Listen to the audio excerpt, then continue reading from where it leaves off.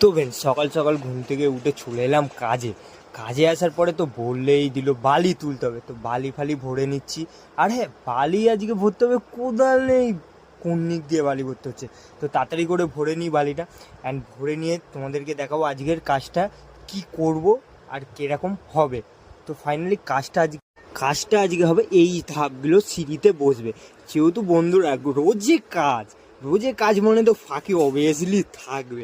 আর এখন হলো tiffin time হয়ে গেছে, যেহেতু 1টা বেজে গেছে মানে টিফিন তো আমাদের খেতে হবে। আর সিঁড়িটা এতটা কমপ্লিট করে দিয়েছি, আর মা আজকে দিয়েছে আমাকে টিফিনটা, সেইটা আমি একবার দেখে নিই কী দিয়েছে।